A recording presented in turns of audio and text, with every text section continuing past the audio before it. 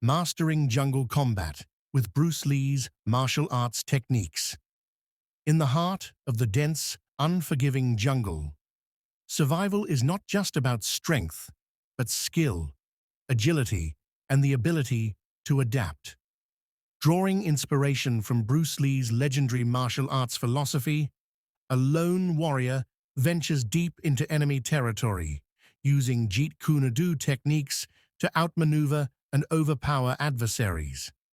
Blending speed, precision, and strategy, he applies Lee's teachings, fluid motion, explosive strikes, and unshakable focus to navigate treacherous terrain and face relentless foes. Every encounter is a test of reflexes and adaptability, proving that true mastery comes not from rigid styles, but from embracing change and using the environment as a weapon. In the ultimate battle for survival, will the warrior's training and Bruce Lee's wisdom be enough to conquer the dangers of the jungle? Mastering jungle combat with Bruce Lee's martial arts techniques deep in the heart of the jungle, where danger lurks behind every twisted vine and towering tree, a lone warrior moves silently through the shadows. The air is thick with humidity, the scent of damp earth mingling with the distant calls of unseen predators. Here, in this unforgiving terrain, survival is not just about brute strength. It is about skill, adaptability, and precision. And no martial artist understood that better than Bruce Lee.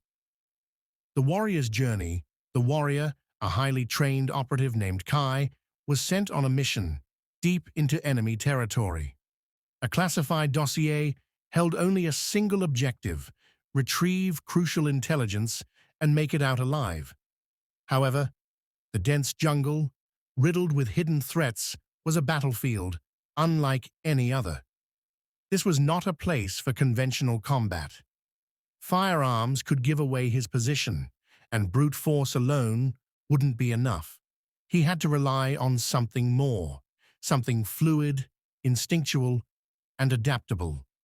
Kai had studied Bruce Lee's Jeet Kune Do for years, absorbing the philosophy that combat should be formless, like water, capable of adapting to any situation.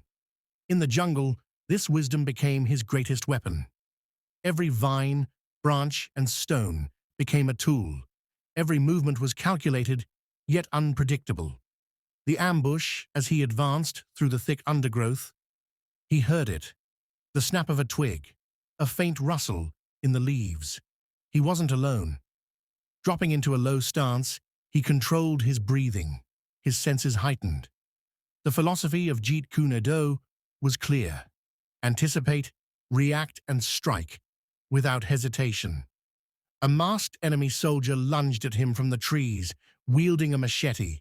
Kai's training kicked in, be like water. He sidestepped effortlessly, allowing the attacker's momentum to carry him forward. In a single fluid motion, Kai's hand shot out, striking a pressure point at the base of the soldier's neck. The enemy collapsed, unconscious before he hit the ground. But the fight had only just begun. More shadows emerged, blending with the jungle's darkness. Kai exhaled slowly, absorb what is useful, discard what is not. He adapted his stance, shifting between explosive kicks, rapid hand strikes, and swift evasive maneuvers. He used the trees as leverage, rebounding off trunks to gain height and launch devastating aerial attacks.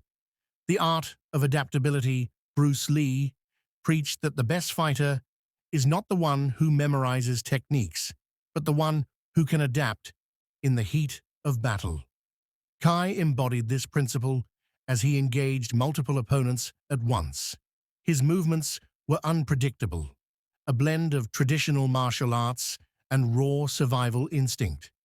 He struck with the efficiency of Wing Chun, the power of Muay Thai, and the speed of Western boxing, all seamlessly integrated into a style without limitations.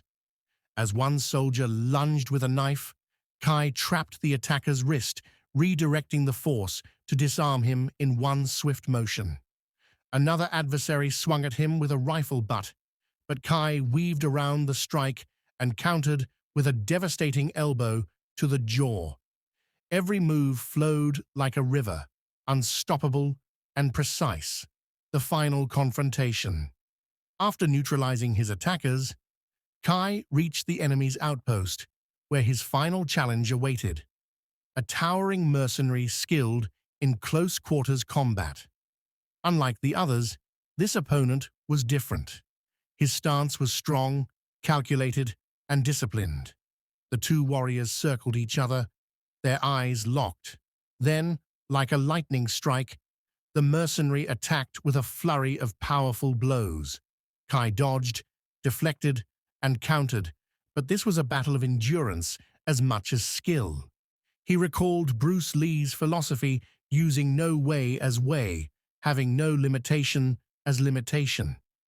He stopped reacting to his opponent's rhythm and started controlling the flow of combat. Instead of engaging force with force, he became unpredictable. A feint here, a sudden sidestep there, a strike aimed high, but landing low. The mercenary faltered, unable to read Kai's movements.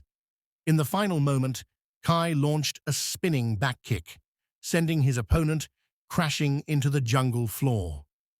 Victory, the legacy of Bruce Lee as dawn broke over the jungle canopy. Kai completed his mission.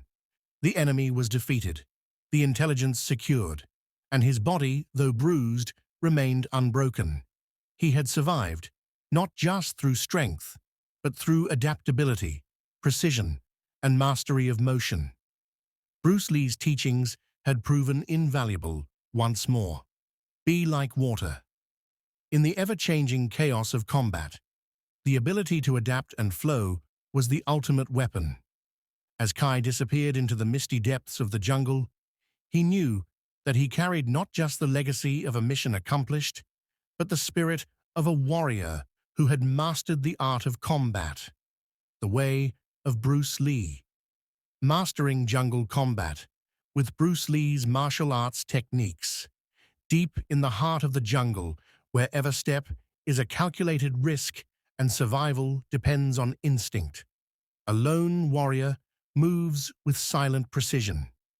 Towering trees form a dense canopy, filtering the sunlight into eerie beams that cut through the mist.